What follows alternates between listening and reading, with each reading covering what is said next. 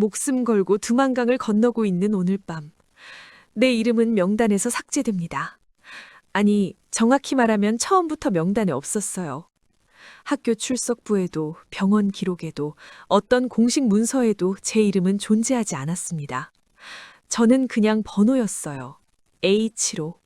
보위부 특별관리대상 H.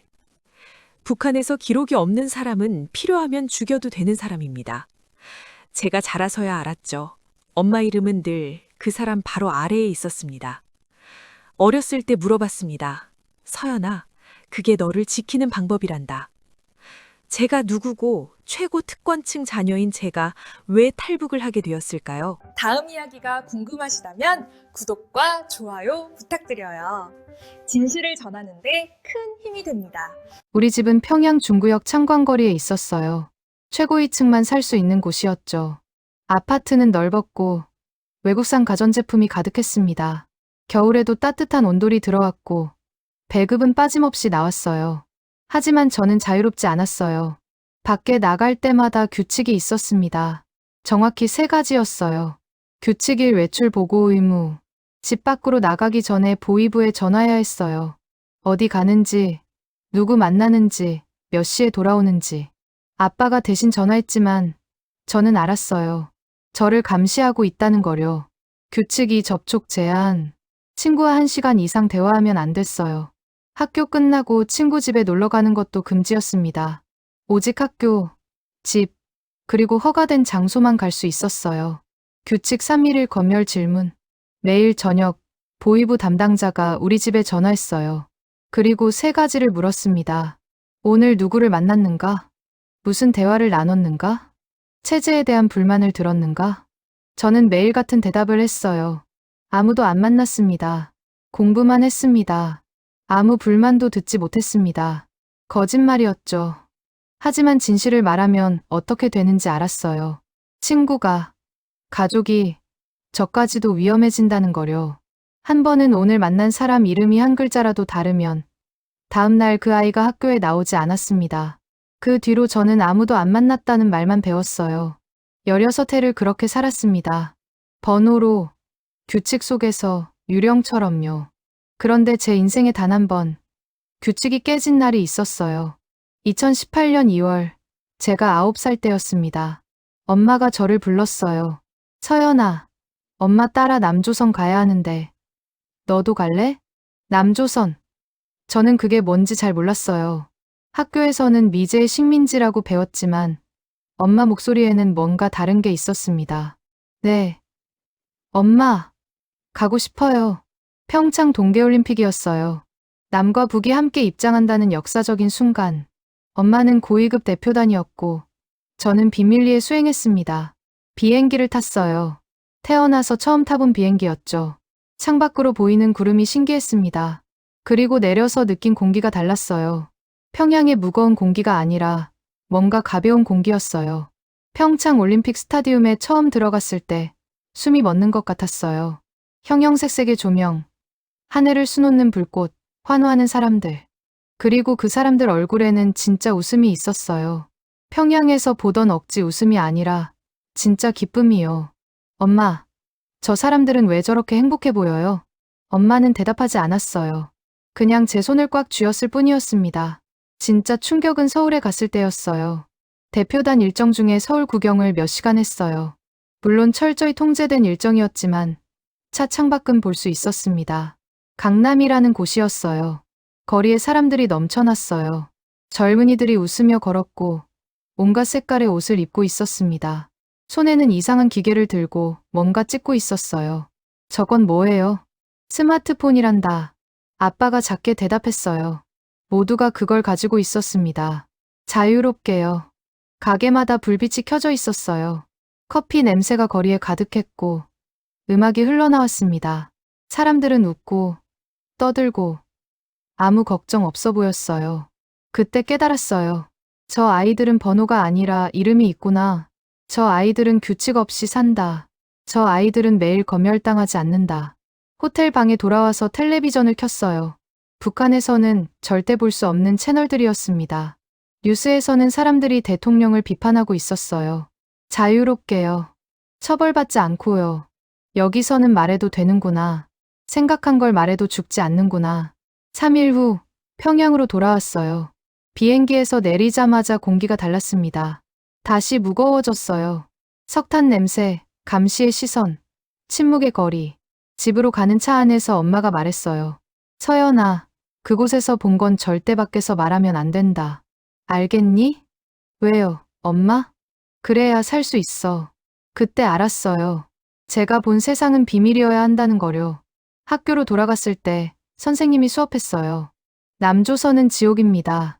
사람들은 굶주리고 거리에는 거지가 넘칩니다. 저는 책상에 앉아서 듣고 있었어요. 하지만 머릿속으로는 강남 거리가 떠올랐습니다. 웃고 있던 사람들, 빛나는 불빛들, 자유로운 젊은이들. 선생님 말은 거짓말이야. 그게 제 인생에서 처음 가진 의문이었어요. 체제를 의심한 첫 순간이었습니다. 집에 돌아오면 매일 저녁 전화가 왔어요. 보이부였죠. 오늘 누구를 만났는가? 무슨 대화를 나눴는가? 체제에 대한 불만을 들었는가? 저는 대답했어요. 아무도 안 만났습니다. 공부만 했습니다. 불만은 듣지 못했습니다. 하지만 마음속으로는 외쳤어요. 나는 강남을 봤어. 자유를 봤어. 이름으로 사는 사람들을 봤어. 밤마다 그 거리를 떠올렸습니다. 그리고 생각했어요. 나도 저기 가면 번호가 아니라 이름으로 살 수 있을까? 나도 규칙 없이 자유롭게 웃을 수 있을까? 나도 존재할 수 있을까? 여러분, 그때 저는 몰랐습니다. 그 간절한 바람이 제 인생을 완전히 바꿀 줄은요. 평양의 특권은 화려했지만 저는 유령이었어요. 이름 없는 번호 A-75. 하지만 평창에서 본 그 세상에서는 모두가 이름을 가지고 있었습니다. 그리고 저도 언젠가 그곳에 가서 외치고 싶었어요. 제 이름은 박서연입니다. 번호가 아니라 사람입니다. 그날이 올 줄은 상상도 못했죠. 하지만 그날은 왔어요. 피와 눈물을 대가로요. 규칙은 사람을 죽이지 않습니다. 하지만 규칙을 만드는 시스템은 죽여요. 2024년 겨울, 평양에 이상한 공기가 흐르기 시작했어요. 눈으로는 보이지 않았지만 피부로 느껴졌습니다. 뭔가 잘못되고 있다는 거요. 가장 먼저 변한 건 규칙이었어요. 규칙일 외출 보고 의무. 원래는 외출 1시간 전에 보고하면 됐어요. 그런데 어느 날부터 30분 전으로 바뀌었습니다. 그러더니 다시 15분 전으로요. 왜 이렇게 자주 바뀌어요? 아빠에게 물었어요. 아빠는 한숨만 쉬었습니다. 위에서 결정된 거야. 우리는 따를 수밖에 없어. 규칙이 접촉 제한. 친구와 1시간 대화가 가능했던 게 30분으로 줄었어요. 그러더니 15분으로요. 이제는 점심시간에 친구와 밥 먹는 것조차 조심해야 했습니다. 은혜야, 우리 오늘 같이 밥 먹자. 서연아, 미안. 나 다른 애들이랑 먹기로 했어. 은혜 눈빛이 피하고 있었어요. 무서워하고 있었습니다. 저와 있는 것 자체가요. 규칙 3일을 검열 질문. 하루 한 번이던 전화가 하루 3번으로 늘었어요. 아침, 점심, 저녁. 매번 같은 질문이었습니다. 오늘 누구를 만났는가? 무슨 대화를 나눴는가? 체제에 대한 불만을 들었는가? 저는 로봇처럼 대답했어요. 아무도 안 만났습니다. 공부만 했습니다. 불만은 듣지 못했습니다. 하지만 가슴속에서는 분노가 끓어올랐어요. 왜 나는 이렇게 살아야 하지? 왜 나는 매일 감시당해야 하지? 집 안 분위기도 달라졌어요. 예전에는 간부들이 우리 집 거실에 가득했습니다. 군 장성들, 당 비서들, 외교관들, 다들 엄마를 만나러 왔었죠. 담배 냄새와 고급차 향이 복도까지 퍼졌어요. 그런데 그해 겨울부터 집이 조용해졌습니다. 찾아오는 사람이 없었어요. 엄마, 왜 아무도 안 와요? 엄마가 바빠서 그래, 서연아. 거짓말이었어요. 엄마 표정이 말해주고 있었습니다. 뭔가 잘못됐다고요. 밤마다 엄마 목소리가 들렸어요. 전화 통화하는 소리였습니다. 아닙니다, 동지. 제 충성심은 변함없습니다. 예, 알겠습니다. 그렇게 하겠습니다. 저는 여전히 원수님을 섬기고 있습니다. 엄마 목소리가 떨리고 있었어요. 문틈으로 봤더니 엄마가 전화기를 붙잡고 고개를 숙이고 있었습니다. 북한에서 2번째로 권력 센 사람이요. 학교에서도 이상한 일이 시작됐어요. 어느 날 조회 시간에 교장 선생님이 말씀하셨습니다. 학생 여러분, 오늘부터 관리 대상 학생들은 번호로 호출하겠습니다. 이름은 특권이 아닙니다. 그리고 저를 똑바로 쳐다보셨어요. 7번 학생, 일어나세요. 온 학교가 저를 봤어요. 친구들 눈빛에 동정이 섞여 있었습니다. 아니, 어떤 친구들은 안도하고 있었어요. 저 애가 7번이구나. 나는 아니구나라고요. 저는 일어났어요. 다리가 후들거렸지만 참았습니다. 네, 교장 선생님. 7번 학생. 너는 해외를 다녀왔지? 네. 그곳에서 뭘 봤나? 심장이 쿵쾅거렸어요. 뭐라고 대답해야 할까? 진실을 말하면? 거짓말을 하면? 지옥을 봤습니다. 남조선은 지옥이었습니다. 거짓말이 입에서 튀어나왔어요. 하지만 머릿속에서는 강남거리가 떠올랐습니다. 웃던 사람들, 빛나던 불빛들. 미안해, 나는 겁쟁이야. 교장 선생님은 만족한 듯 고개를 끄덕였어요. 좋아. 7번 학생은 올바른 사상을 가지고 있군. 하지만 앞으로도 계속 감시하겠어. 앉았을 때 온몸이 땀으로 젖어 있었어요. 쉬는 시간에 은혜가 조심스럽게 다가왔어요. 서연아. 응. 우리 엄마가 너랑 놀지 말래. 왜? 너희 집안이 요즘 위험하대. 은혜 목소리가 떨렸어요. 미안해하고 있었지만 동시에 무서워하고 있었습니다. 은혜야. 나는 아무것도 안 했어. 알아. 근데 북한에서는 안 한 것도 죄가 될 수 있잖아. 은혜는 돌아섰어요. 제 절친이었던 친구가 멀어져 갔습니다. 복도 구석에서 혼자 섰어요. 주변에서 수군거리는 소리가 들렸습니다. 7번 학생 엄마가 권력 잃었대. 그래서 저렇게 번호로 불리는 거야. 우리 조심해야 돼. 저 애랑 엮이면 우리도 위험해. 귀가 다 들렸지만 못 들은 척했어요. 하지만 가슴이 무너져 내렸습니다. 집으로 돌아오는 길, 누군가 저를 따라오고 있었어요. 발소리가 들렸습니다. 뒤돌아봤는데 아무도 없었어요. 다시 걸었는데 또 발소리가요. 심장이 빨리 뛰었어요. 걸음을 빨리 했습니다. 발소리도 빨라졌어요. 뛰기 시작했어요. 학교 가방이 어깨에 부딪혔고 숨이 가빠졌습니다. 집까지 전력으로 달렸어요. 집 앞에 도착했을 때 검은 승용차가 서 있었어요. 차 안에는 2명의 남자가 앉아 우리 집을 지켜보고 있었습니다. 선글라스를 끼고 있어서 눈은 보이지 않았지만 저를 보고 있다는 걸 알았어요. 현관문을 열고 들어갔어요. 숨을 헐떡이며 신발을 벗는데 집 안이 이상했습니다. 거실 가구 위치가 조금 바뀌어 있었어요. 소파가 3cm 정도 옆으로 밀려 있었고 책장 문이 완전히 닫히지 않았습니다. 누가 왔었어? 엄마에게 물었어요. 엄마 얼굴이 창백했습니다. 보이부에서 나왔다. 왜요? 정기 점검이래. 정기 점검. 그게 무슨 뜻인지 알았어요. 우리 집을 뒤진 거예요. 뭔가 찾으려고요. 제 방으로 들어갔어요. 책상 서랍이 열려 있었고 옷장도 뒤져진 흔적이 있었습니다. 일기장이 침대 위에 놓여 있었어요. 원래는 서랍 안에 있었는데요. 내 일기를 읽었구나. 분노가 치밀어 올랐어요. 하지만 동시에 공포도 왔습니다. 일기에 뭘 썼더라? 위험한 내용은 없었나? 다행히 저는 조심스러웠어요. 일기에는 오늘도 원수님께 충성 맹세 같은 안전한 말만 적어뒀었으니까요. 하지만 마음속 진짜 생각은 달랐죠. 평창이 보고 싶다. 강남 거리가 그립다. 자유가 그립다. 저녁이 됐어요. 예정된 시간에 전화가 왔습니다. 보이부였어요. 아빠가 받았어요. 네, 동지. A-7은 집에 있습니다. A-7점 제 코드명이었어요. 번호로도 모자라서 알파벳까지 붙은 거죠. 네. 오늘 학교만 갔다 왔습니다. 아무도 안 만났습니다. 아빠가 거짓말을 했어요. 저는 학교에서 은혜도 만났고 다른 친구들도 봤어요.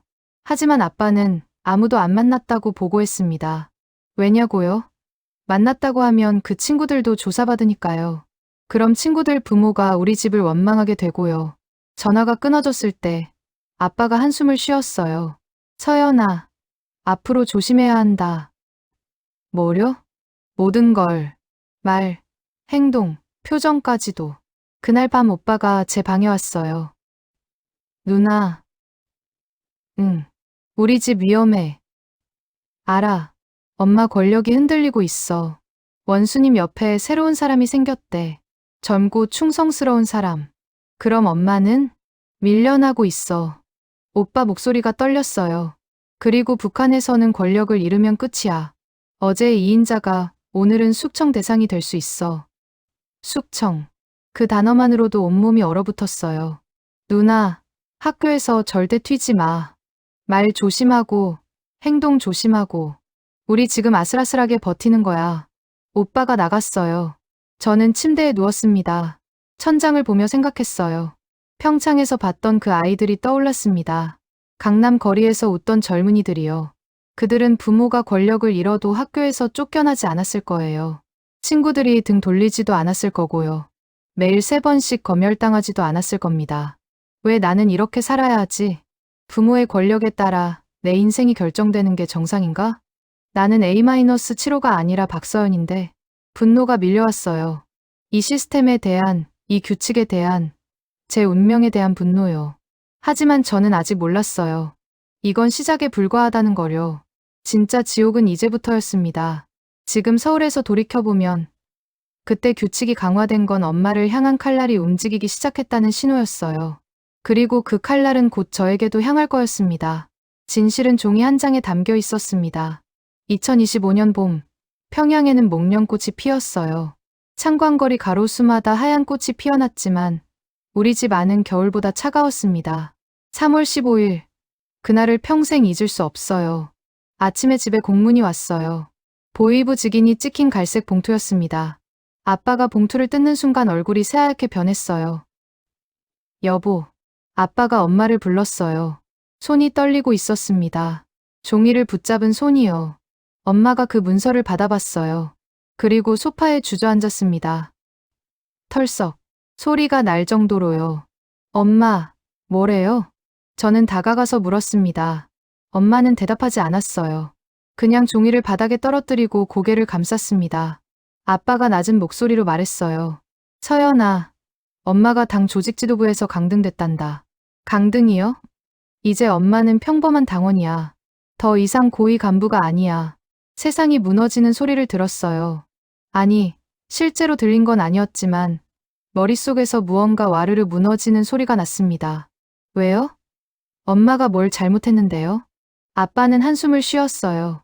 잘못한 게 없어. 그냥 위에서 결정한 거야. 새로운 사람이 엄마 자리를 차지했어. 그럼 우리는요? 아빠는 대답하지 않았습니다. 침묵이 모든 걸 말해줬어요. 그날 오후, 저는 아빠 서재에 있었어요. 숙제를 하려고 들어갔는데 아빠가 급하게 나가는 바람에 문이 열려 있었습니다. 책상 위에 서류가 펼쳐져 있었어요. 빨간 글씨로 극비라고 찍혀 있었습니다. 보지 말아야 했어요. 하지만 제 눈이 자동으로 움직였습니다. 2인자 가족 처리 계획. 제목만 봐도 심장이 멎을 것 같았어요. 손이 떨렸지만 종이를 집어 들었습니다. 그리고 읽었어요. 보이부 기밀문서 No. 2025년 03월 001일. 제목 숙청 대상 가족 처리 계획. 대상 당 조직지도부 전 부부장 박일가. 처리 방침. 1점 모친박. 1970년생. 정치범 수용소 15호 관리소 이송. 이송 예정일 2025년 3월 30일. 재교육 기간 무기한. 2점 부친김. 1968년생. 당적 박탈. 지방 재배치. 감시 대상 유지. 3점 장남박.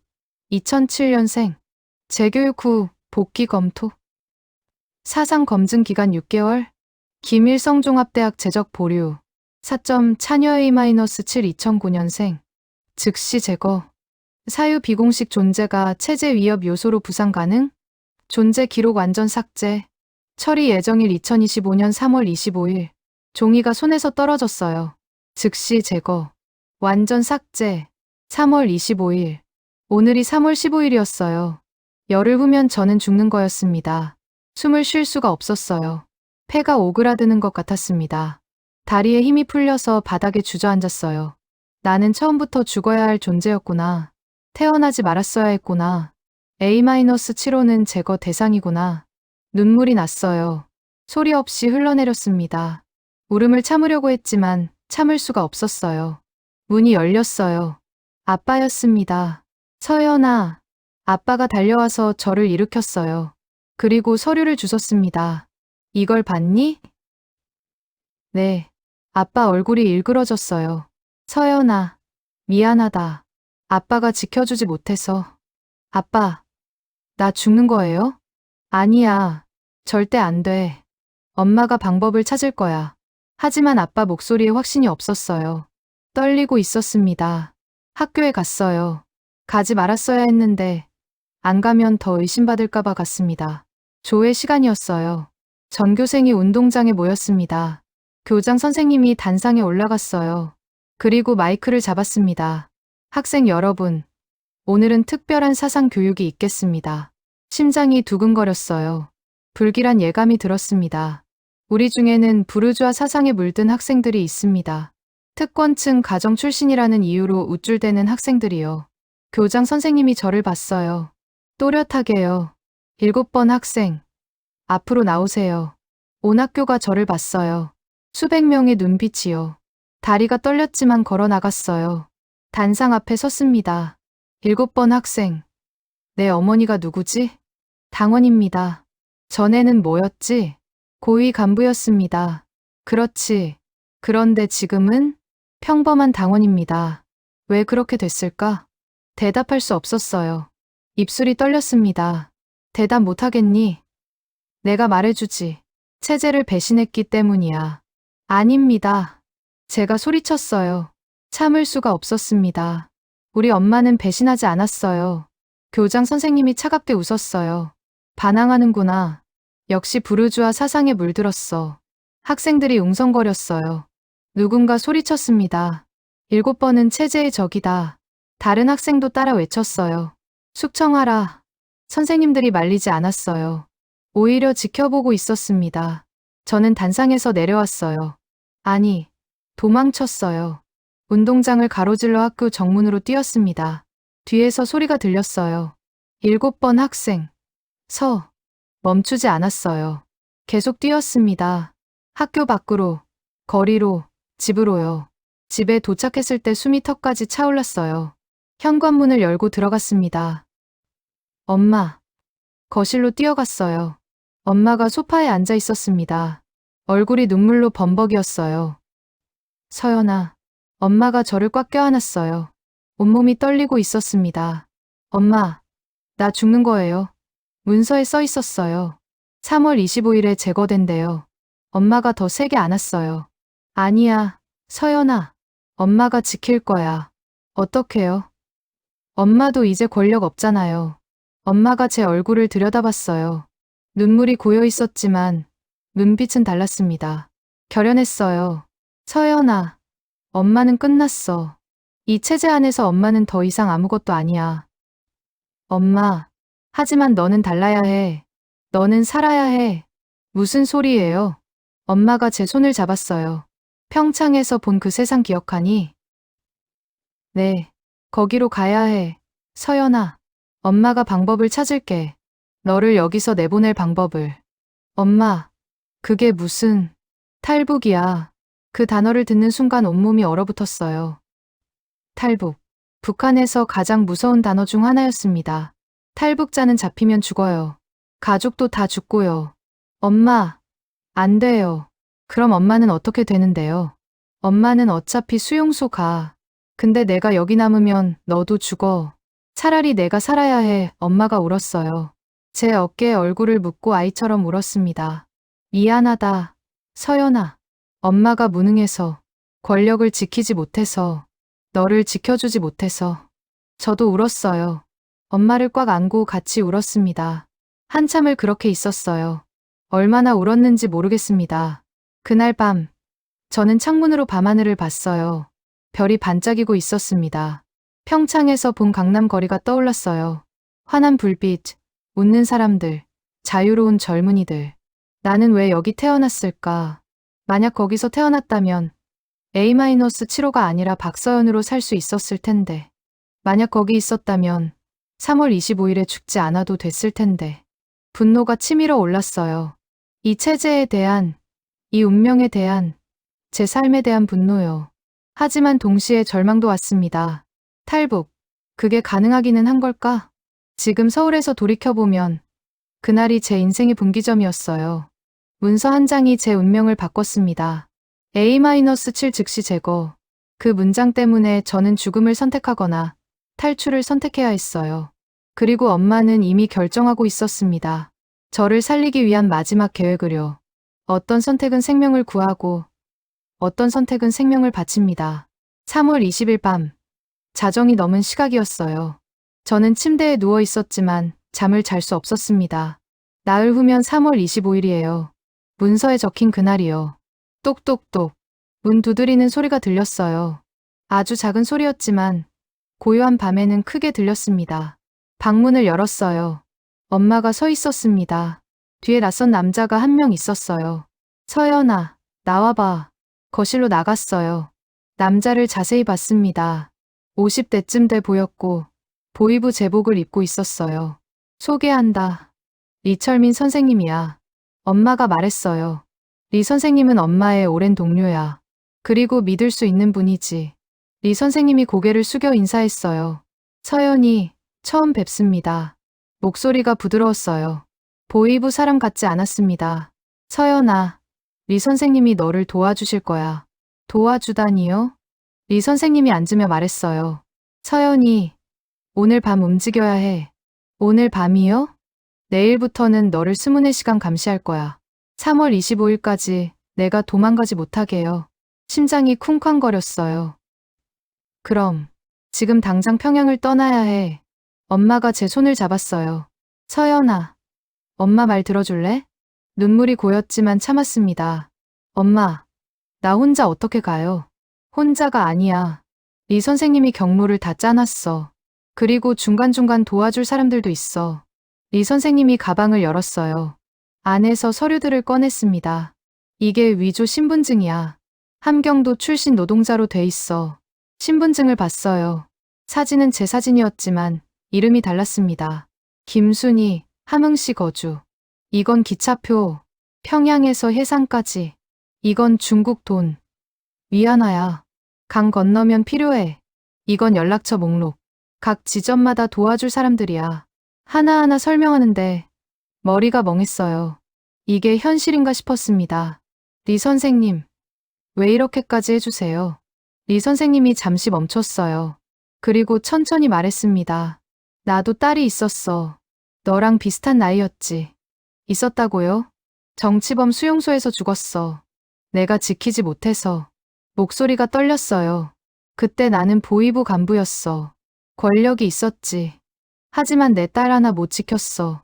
왜냐면 체제가 그렇게 결정했으니까. 리 선생님 눈에 눈물이 맺혔어요. 서연이, 너는 내 딸 같아. 그래서 이번에는 지키고 싶어. 늦었지만 엄마가 리 선생님 손을 잡았어요. 선생님, 고맙습니다. 고맙긴요. 진작에 했어야 했는데. 엄마가 저를 돌아봤어요. 서연아, 엄마 얘기 들어줄래? 네. 엄마. 엄마가 제 두 손을 잡았어요. 손이 차가웠습니다. 엄마는 끝났어. 머지않아 수용소로 갈 거야.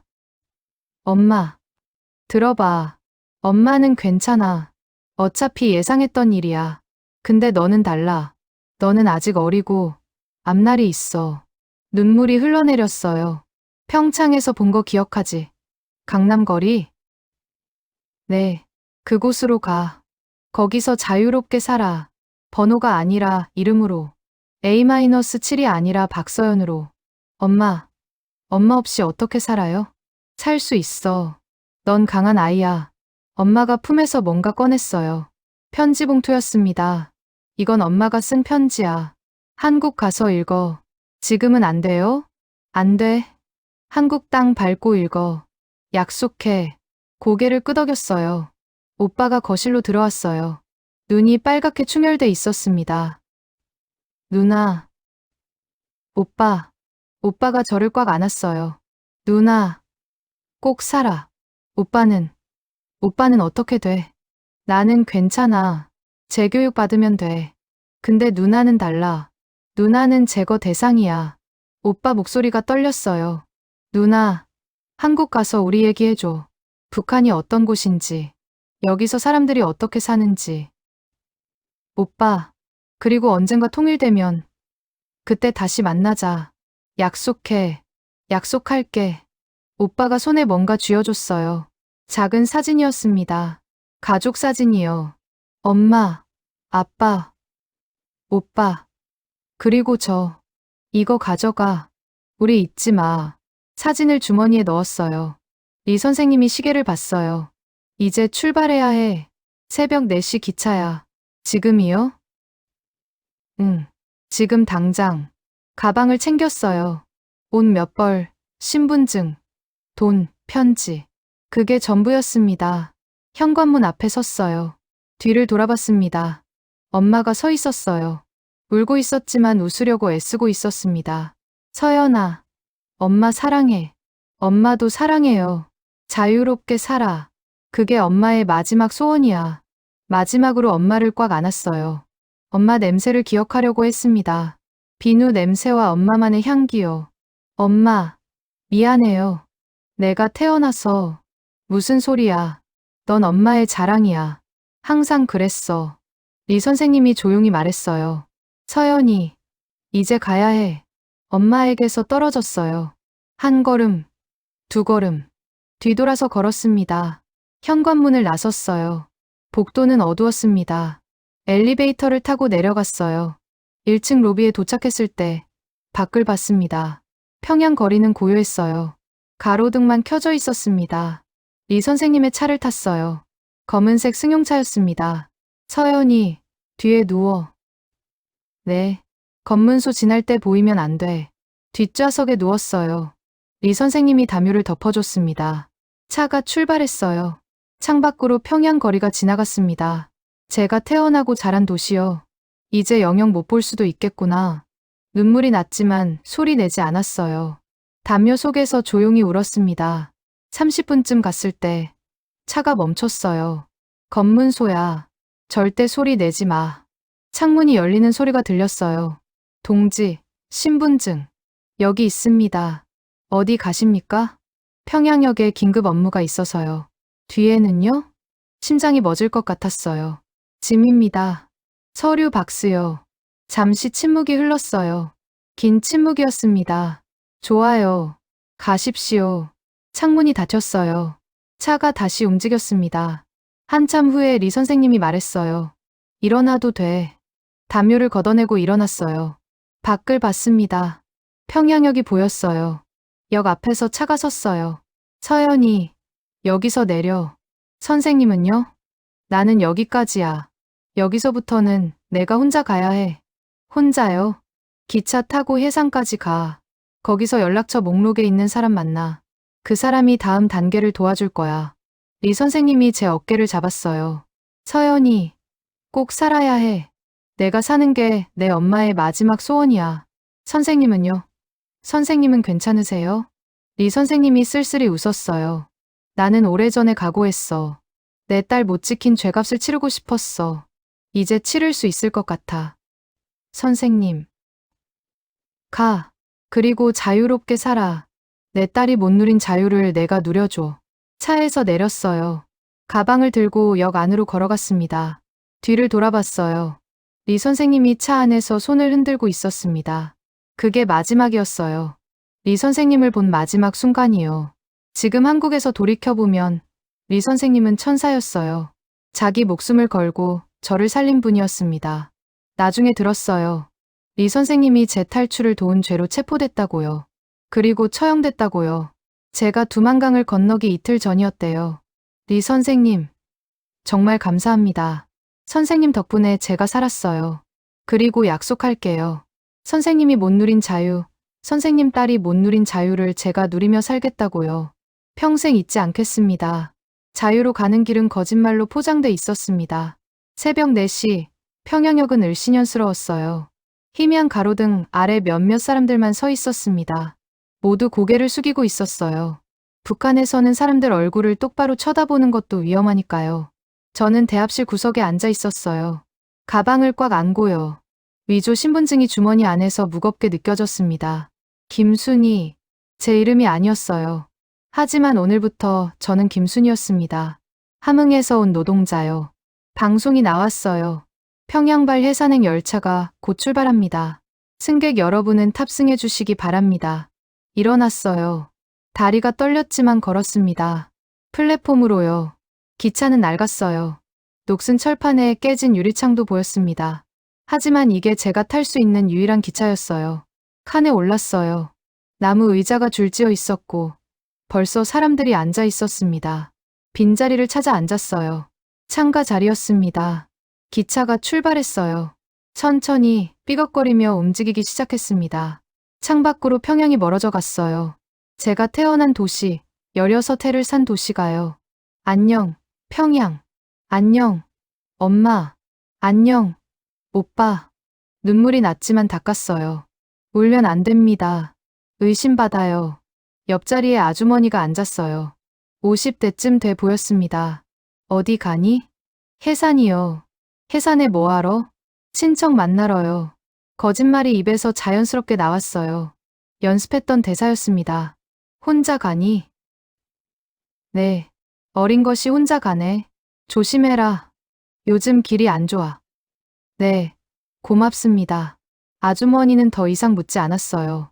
다행이었습니다. 기차는 북쪽으로 달렸어요. 평양을 벗어나자 풍경이 달라졌습니다.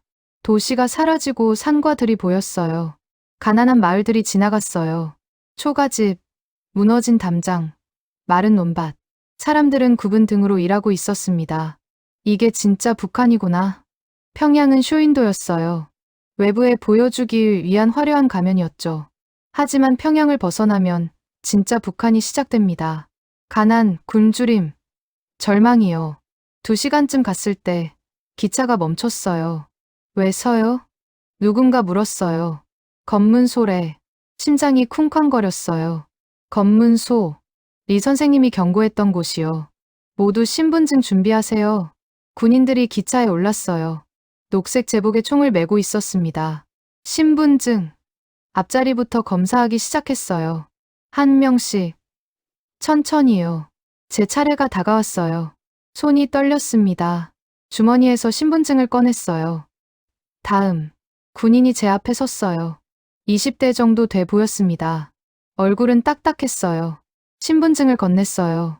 손이 떨리지 않게 하려고 애썼습니다. 군인이 신분증을 봤어요. 오래 봤습니다. 너무 오래요. 김순희? 네. 함흥 출신. 네. 해산에 뭐하러 가? 친척 만나러 갑니다. 친척 이름이 뭔데? 준비된 대답이었어요. 김철수입니다. 해산시 거주합니다. 군인이 신분증을 이리저리 돌려봤어요. 빛에 비춰보기도 했습니다. 이상한데 심장이 멎을 것 같았어요. 뭐가요? 이 신분증 명부에 없어. 그럴 리 없습니다. 제 신분증이에요. 군인이 다른 군인을 불렀어요. 반장님, 이것 좀 보세요. 반장이 왔어요. 40대 정도였고 얼굴에 흉터가 있었습니다. 신분증을 받아봤어요.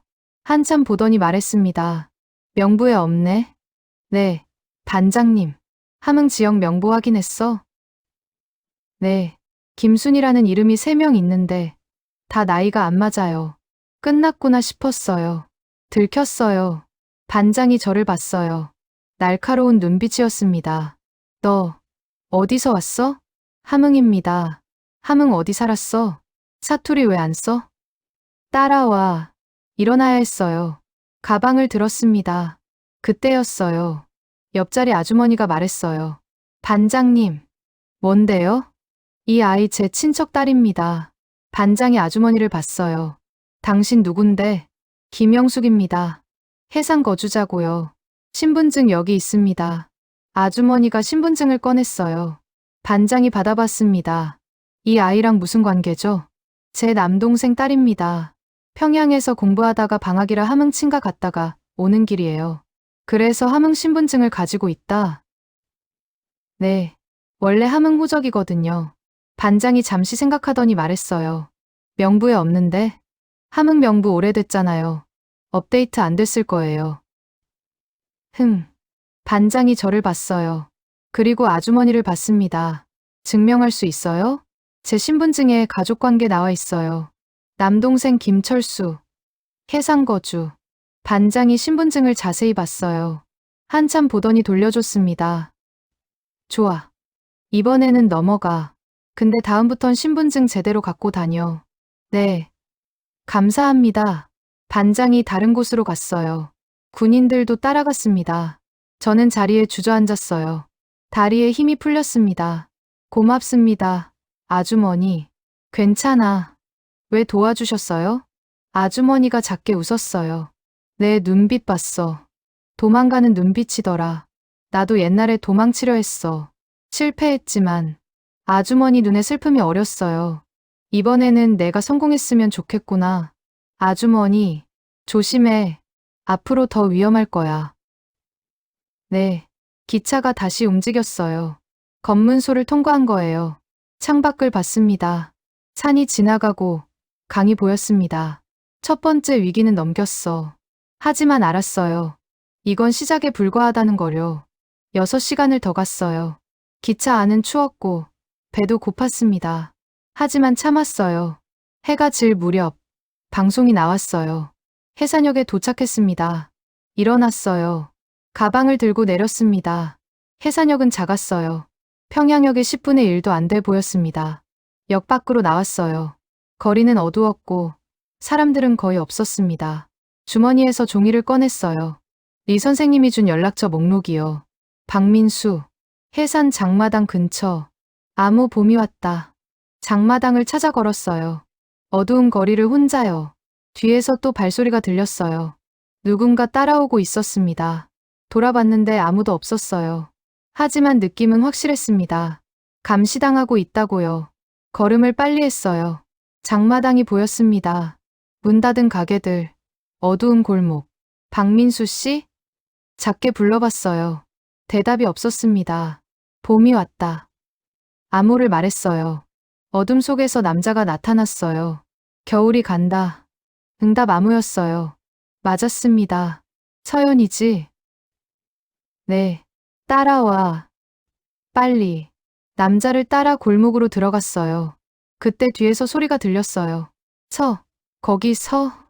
군인이었어요. 우리를 쫓아오고 있었습니다. 뛰어. 박민수 씨가 소리쳤어요. 뛰기 시작했어요. 어두운 골목을 전력으로요. 지금 생각하면 그때가 제일 무서웠어요. 첫 번째 위기를 간신히 넘겼는데 또 다른 위기가 바로 왔으니까요. 하지만 멈출 수 없었어요. 뛰어야 했습니다.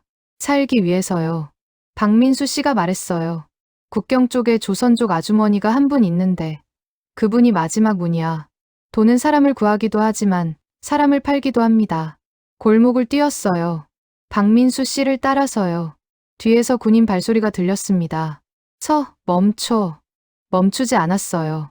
계속 뛰었습니다. 좁은 골목, 어두운 뒷길, 무너진 담장.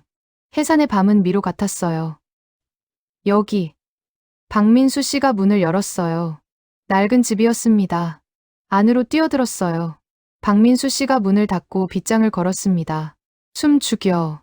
바닥에 앉았어요. 숨을 참으려고 했지만 가슴이 터질 것 같았습니다. 밖에서 발소리가 지나갔어요. 군인들이 골목을 수색하고 있었습니다. 이쪽에 있을 거야. 골목 막아. 소리가 점점 멀어졌어요. 다른 곳으로 간 거였습니다. 한참 후 박민수 씨가 말했어요. 일단 안전해. 고맙습니다. 괜찮아. 리 선생님한테 부탁받았어. 박민수 씨는 40대쯤 돼 보였어요. 얼굴에 주름이 깊었고 손은 거칠었습니다. 여기서 오늘 밤 자. 내일 밤에 강 건너. 내일이요? 응. 오늘은 위험해. 경비대가 수색 중이야. 작은 방으로 안내받았어요. 방바닥에 이불 하나 깔려 있었습니다. 밥 먹을래? 네. 박민수 씨가 가져온 건 옥수수죽이었어요. 차가웠지만 먹었습니다. 배가 너무 고팠어요. 서연이, 너 큰일 났어. 네. A-7 추적 명령 떨어졌어. 현상금도 걸렸고, 심장이 철렁했어요. 현상금이요? 응. 엄청난 금액이야. 너 잡으면 1년치 배급 준대. 그럼 모두가 널 찾을 거야. 돈 때문에 무서웠어요. 북한에서 1년치 배급은 엄청난 거예요. 사람들이 목숨 걸고 일해도 받기 힘든 양이죠. 그래도 걱정 마. 나는 리 선생님 은혜 입은 사람이야. 절대 안 팔아. 고맙습니다. 내일 밤 11시에 출발해. 두만강까지 30분 거리야. 혼자 가요? 아니, 브로커랑 갈 거야. 걔가 길 안내할 거야. 브로커요? 응. 돈 받고 사람 건네주는 사람. 믿을 만한 애야. 믿을 만하다. 그 말이 불안했어요. 하지만 선택의 여지가 없었습니다. 다음 날 낮, 방 안에서만 있었어요. 밖에 나가면 안 됐습니다. 누가 볼까봐요. 창문으로 해상거리를 봤어요. 사람들이 지나다녔고, 군인들도 보였습니다. 모두 뭔가 찾고 있는 것 같았어요. 나를 찾는 거겠지. 오후에 박민수 씨가 들어왔어요. 표정이 어두웠습니다. 서연아, 나쁜 소식이야. 뭔데요? 리 선생님이 체포됐대. 머리가 멍해졌어요. 언제요? 어제. 내가 탈출한 바로 다음 날. 그럼 고문당하고 있을 거야. 내 행방 대라고. 눈물이 났어요. 리 선생님이 저 때문에 고통받고 있다는 게 제 잘못이에요. 아니야. 선생님이 선택한 거야. 너 살리는 걸. 하지만 울지 마. 선생님은 내가 살아서 자유를 누리길 바랐어. 그러니까 살아야 해. 그게 선생님 뜻이야. 고개를 끄덕였어요. 눈물을 닦았습니다. 밤이 됐어요. 11시, 박민수 씨가 문을 두드렸어요. 서연아, 나와. 브로커 왔어. 밖으로 나갔어요. 어둠 속에 남자가 서 있었습니다. 20대 정도 돼 보였어요. 최철수야, 나 따라와. 말투가 무뚝뚝했어요. 눈빛이 차가웠습니다. 박민수 씨가 제 손을 잡았어요. 서연아, 조심해. 그리고 꼭 살아. 네. 감사합니다. 최철수를 따라 걸었어요. 어두운 길을요. 돈 있어? 네. 얼마? 위안화 1000위안이요. 리 선생님이 준 돈이었어요. 1000위안. 그것밖에 없어? 네. 최철수가 혀를 찼어요. 적은데 미안해요. 뭐 어쩔 수 없지. 불안한 느낌이 들었어요. 하지만 따라갈 수밖에 없었습니다.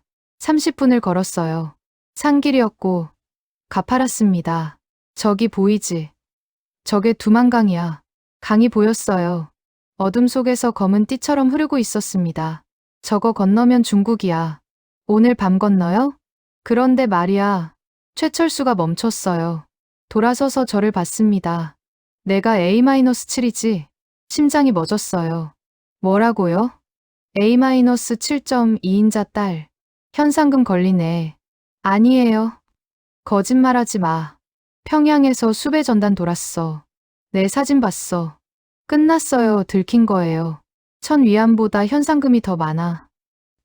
제발요. 미안하지만 나도 먹고 살아야 해. 최철수가 호주머니에서 뭔가 꺼냈어요. 휴대전화였습니다. 지금 보이부에 전화할 거야. 내 위치 알려주고. 안 돼요? 1년치 배급이면 내 가족 살릴 수 있어. 미안해. 전화를 걸려는 순간이었어요. 멈춰. 뒤에서 목소리가 들렸어요. 여자 목소리였습니다. 어둠 속에서 할머니 한 분이 나타났어요. 50대 정도 돼 보였고 조선족처럼 보였습니다. 할머니, 상관하지 마세요. 최철수가 말했어요. 상관 안 할 수 없어. 이 아이는 내가 데려간다. 할머니가 누군데요? 박민수 친구야. 내 애기 들었어. 할머니가 제 앞에 섰어요. 철수야, 양심이 있으면 이 아이 팔지 마. 할머니, 현상금이 얼마인 줄 아세요? 알아. 근데 이 아이는 죄가 없어. 그냥 살고 싶은 거잖아. 저도 살아야 한다고요. 내가 이 아이 팔면 이 아이는 죽어. 그게 내 양심에 괜찮아? 최철수가 망설였어요. 전화를 쥔 손이 떨렸습니다. 할머니, 철수야, 너도 엄마 있잖아. 이 아이 엄마 생각해봐. 딸 살리려고 얼마나 애썼겠어. 침묵이 흘렀어요. 최철수가 전화를 내렸어요. 젠장, 고맙다. 철수야, 할머니가 책임지세요. 나는 몰라. 최철수가 돌아섰어요. 그리고 어둠 속으로 사라졌습니다. 할머니가 제 손을 잡았어요. 괜찮아? 네, 고맙습니다. 따라와. 우리 집으로. 할머니를 따라 산을 내려갔어요. 작은 집이 있었어요. 중국식 집이었습니다. 여기는 중국이에요? 응. 국경 바로 건너편이야. 북한이랑 붙어 있어. 집 안으로 들어갔어요. 따뜻했습니다. 난로에 불이 타고 있었어요. 앉아. 밥 줄게. 할머니가 밥을 주었어요. 하얀 쌀밥이었습니다. 북한에서는 특권층만 먹는 거요. 많이 먹어. 감사합니다. 밥을 먹으면서 울었어요. 무서웠고, 고마웠고, 슬펐어요. 할머니가 제 머리를 쓰다듬었어요. 울지 마. 이제 안전해. 할머니는 왜 도와주세요? 나도 북한 출신이야. 옛날에 여기 시집 왔지. 근데 북한에 동생들 있어. 걔들 생각하면 안타까워. 동생들이요? 응. 북한에서 못 살고 있어. 배고프고, 춥고, 힘들어. 근데 나는 여기서 밥 먹고 살잖아. 그래서 탈북자 보면 도와주는 거야. 할머니 눈에 눈물이 맺혔어요. 내가 내 동생 같아. 그래서 지키고 싶었어. 고맙습니다. 할머니, 내일부터 한국 가는 준비할 거야. 선교사님께 연락했어. 선교사님이요? 응. 한국 사람이야. 탈북자 많이 도와줘. 그분이 너를 한국까지 데려다 줄 거야. 정말요? 응. 이제 조금만 더 버텨. 곧 자유야. 그날 밤, 할머니 집에서 잤어요. 창문으로 두만강이 보였어요. 검은 강물이 흐르고 있었습니다. 강 건너편은 북한이었어요. 제가 떠나온 곳이요. 엄마, 오빠, 잘 있어요? 리 선생님은 괜찮으세요? 눈물이 났지만 닦았어요. 두 번째 위기를 넘겼어요. 배신당할 뻔했지만 할머니가 구해줬습니다. 하지만 알았어요. 아직 끝이 아니라는 거요. 가장 위험한 순간이 남아 있었으니까요. 자유와 죽음 사이에는 강물 하나가 흐르고 있었습니다. 이틀이 지났어요. 할머니 집에서 기다리는 시간이었습니다. 오늘 밤에 출발한다. 할머니가 말했어요. 드디어요? 응.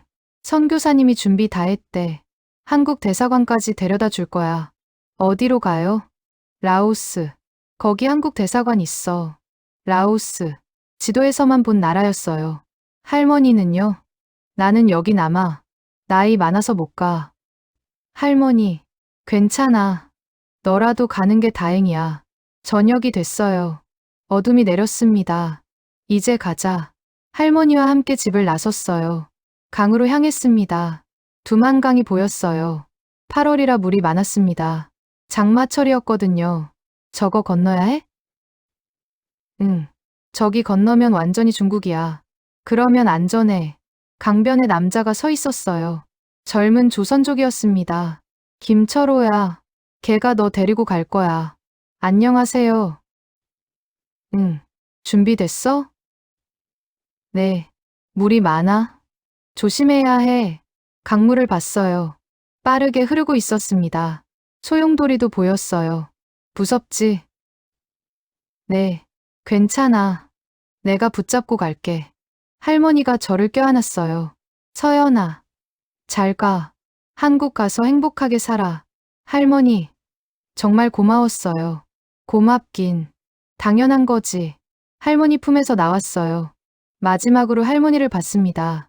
출발하자. 김철호를 따라 강으로 들어갔어요. 물이 차가웠어요. 8월인데도 엄청 차가웠습니다. 발목까지 왔어요. 손 잡아. 김철호 손을 잡았어요. 꽉 잡았습니다. 한 걸음씩 나갔어요.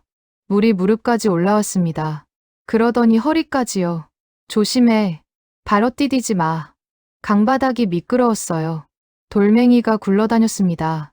중간쯤 왔을 때 물이 가슴까지 올라왔어요. 숨쉬기가 힘들었습니다. 괜찮아? 네, 괜찮아요. 거짓말이었어요. 무서웠습니다. 물살이 새서 쓰러질 것 같았어요. 그때였어요. 저기. 북한 쪽에서 소리가 들렸어요. 손전등 불빛이 비췄습니다. 경비대였어요. 멈춰. 거기 서. 심장이 멎을 것 같았어요. 뛰어. 김철호가 소리쳤어요. 물속에서 뛰기 시작했어요. 아니, 뛴다기보다 허우적댔습니다. 탕, 탕, 총소리가 들렸어요. 총알이 물을 튕겼습니다. 엎드려 물속에 고개를 숙였어요. 물이 입으로 들어왔습니다. 기침이 나왔어요. 탕, 탕탕. 총소리가 계속됐어요. 귀가 멍했습니다. 계속 가. 김철호가 제 팔을 잡아당겼어요. 물속에서 끌려갔습니다. 다리가 돌에 부딪혔어요. 아팠지만 참았습니다. 거의 다 왔어. 조금만 더. 앞이 보이지 않았어요. 어두웠고 물이 얼굴을 쳤습니다. 그때 발이 헛디뎠어요. 깊은 곳이었어요. 발이 바닥에 닿지 않았습니다. 으악. 물속으로 빠졌어요. 물이 코와 입으로 들어왔습니다. 손을 휘저었어요. 뭔가 잡으려고요. 하지만 물만 잡혔습니다. 죽는구나. 여기서 끝나는구나. 머릿속이 하얘졌어요. 평창이 떠올랐어요. 강남 거리, 웃던 사람들, 빛나던 불빛. 거기 가보지도 못하고. 그때 누군가 제 팔을 잡았어요. 김철호였어요. 저를 끌어올렸습니다. 정신 차려. 물 밖으로 나왔어요. 기침을 했습니다. 물을 토해냈어요. 조금만 더. 거의 다 왔어. 뒤에서 또 총소리가 들렸어요. 하지만 멀어지고 있었습니다.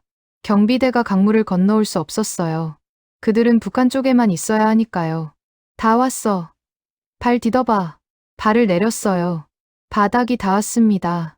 얕아지고 있었어요. 물 밖으로 나왔어요. 진흙바닥에 주저앉았습니다. 숨을 헐떡였어요. 온몸이 떨렸습니다. 괜찮아? 네, 괜찮아요. 뒤를 돌아봤어요. 두만강이 흐르고 있었어요. 건너편에 북한이 보였습니다. 손전등 불빛이 아직도 움직이고 있었어요. 저를 찾고 있었습니다. 하지만 이제 그들은 저를 잡을 수 없었어요. 강을 건너왔으니까요. 여기가 중국이야? 응. 이제 안전해. 안전. 그 단어가 실감나지 않았어요. 일어나. 빨리 가야 해. 일어났어요. 온몸이 젖어 있었고 추웠습니다. 김철호를 따라 걸었어요. 산길을 올라갔습니다. 1시간쯤 갔을 때 차가 보였어요. 벤이었습니다. 저게 선교사님 차야. 차 옆에 남자가 서 있었어요. 40대쯤 돼 보였고 한국 사람 같았습니다. 서연이지? 네. 나는 박요한 목사야. 한국에서 왔어. 따뜻한 목소리였어요. 많이 무서웠지? 네. 이제 괜찮아. 내가 한국까지 데려다 줄게. 정말요? 응. 약속해. 차에 탔어요. 뒷좌석에 앉았습니다. 목사님이 담요를 덮어줬어요. 따뜻하게 해. 감기 걸리겠어. 감사합니다. 차가 출발했어요. 중국 도로를 달렸습니다. 창밖을 봤어요. 어둠이었지만 가끔 불빛이 보였습니다. 마을 불빛이요. 목사님. 응?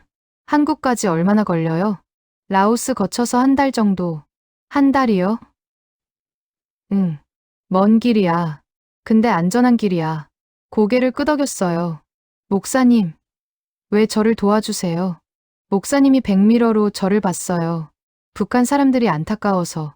그냥 자유롭게 살고 싶은 건데. 그것도 못하잖아. 근데 위험하잖아요. 위험하지. 근데 해야 할 일이야. 왜요? 하나님이 그러라고 하셔서. 하나님.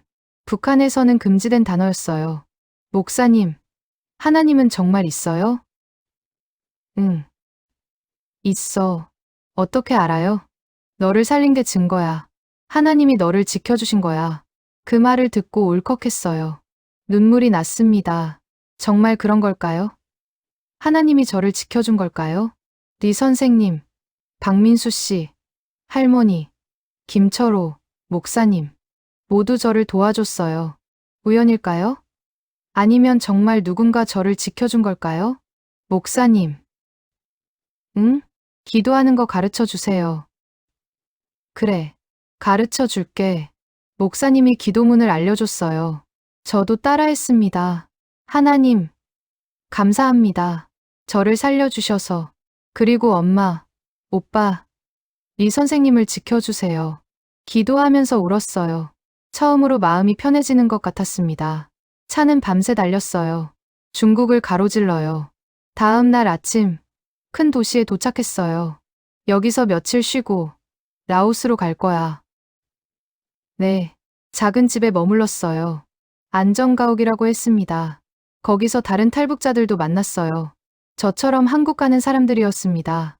너도 탈북자야? 네, 나이가 어린데 혼자 왔어? 네, 대단하다. 용감하네. 용감한 게 아니었어요. 살고 싶었을 뿐이었습니다. 2주일 후 라오스로 출발했어요. 버스를 타고 또 차를 타고 며칠을 갔습니다. 라오스 한국 대사관에 도착했어요. 여기가 한국 대사관이야. 들어가면 한국 땅이야. 정말요? 응. 이제 내가 한국 사람이야. 대사관 문을 열고 들어갔어요. 한국 국기가 걸려 있었어요. 태극기요. 직원이 나왔어요. 탈북자세요? 네. 이름이 뭐예요? 박서연입니다. 잘 오셨어요. 이제 안전합니다. 그 말을 듣는 순간 무너졌어요. 바닥에 주저앉아서 울었습니다. 소리 내서 울었어요. 괜찮아요. 괜찮아요. 직원이 제 등을 두드려줬어요. 세 번째 위기를 넘겼어요. 총알이 빗나갔고 물에 빠졌지만 살았습니다. 그리고 드디어 한국 땅을 밟게 될 거예요. 지금 생각하면 기적 같아요. 어떻게 살아남았는지요. 하지만 살아남았어요. 그리고 이제 자유를 향해 가고 있었습니다. 오늘 저는 처음으로 존재합니다. 2025년 9월 인천공항에 도착했어요. 비행기에서 내렸을 때 다리가 떨렸습니다. 긴장해서가 아니라 감격해서요. 한국이다. 드디어 한국이다. 공항 통로를 걸었어요. 사람들이 많았습니다. 모두 자유롭게 걸었고 웃고 있었어요. 평창에서 본 그 사람들이다. 입국장을 나왔어요. 직원들이 기다리고 있었습니다. 탈북자분들 이쪽으로 오세요. 버스를 탔어요. 하나원으로 간다고 했습니다. 창밖을 봤어요. 서울이 보였습니다. 빌딩들, 자동차들, 불빛들. 평창에서 본 그 도시였어요. 아니, 더 화려했습니다. 와, 감탄이 절로 나왔어요. 처음이지? 옆자리 아줌마가 물었어요. 네, 나도 처음이야. 신기하지? 내 꿈 같아요. 맞아, 꿈 같아. 하나원에 도착했어요. 탈북자들을 위한 교육시설이었습니다. 3개월 동안 여기서 생활했어요. 한국 문화, 한국말, 한국법을 배웠습니다. 여러분, 한국에서는 자유롭게 말할 수 있어요. 처벌받지 않아요. 선생님이 말했어요. 대통령 욕해도 돼요? 누군가 물었어요. 네, 뵙니다. 표현의 자유가 있어요. 신기했어요. 북한에서는 상상도 못할 일이었습니다. 교육 중에 국정원 조사가 있었어요. 박서연 씨, 들어오세요. 조사실로 들어갔어요. 조사관 2명이 앉아 있었습니다. 앉으세요. 네, 박서연 씨 신원 확인 차원에서 몇 가지 물어볼게요. 네, 북한에서 어디 살았어요? 평양 중구역 창광거리입니다. 가족은요? 엄마, 아빠, 오빠 있습니다. 어머니 직업이 뭐였어요? 잠시 망설였어요. 말해도 될까? 당 조직지도부 고위 간부였습니다. 조사관 눈빛이 달라졌어요. 고위 간부요? 네, 북한에서 권력 서열 2위였습니다. 증명할 수 있어요? 주머니에서 사진을 꺼냈어요. 가족 사진이요. 조사관이 사진을 봤어요. 오래 봤습니다. 이 사진 어디서 찍었어요? 평양 만수대입니다. 뒤에 보이는 건물이 뭐예요? 만수대 의사당입니다. 조사관이 고개를 끄덕였어요. 북한 내부 구조 묘사해 볼 수 있어요? 어디요? 보위부 건물 내부요.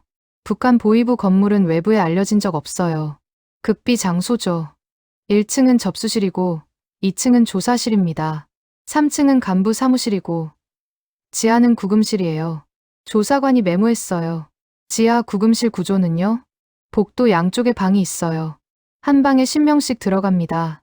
창문은 없고 문에 작은 구멍만 있어요. 어떻게 그렇게 자세히 알아요? 저희 엄마가 거기 자주 갔어요. 몇 번 따라간 적 있습니다. 조사관이 컴퓨터를 봤어요. 뭔가 확인하는 것 같았습니다. 일치하네요. 네. 북한 고위급 탈북자들 증언이랑 일치해요. 이 정보는 외부에 알려진 적 없어요. 그럼 믿을만해요. 근데 한 가지 더 물어볼게요. 네. A-7이 뭐예요? 심장이 쿵했어요. 어떻게 아세요? 북한 내부 정보망에서 포착됐어요. A-7 추적 명령이요. 그게 뭐예요?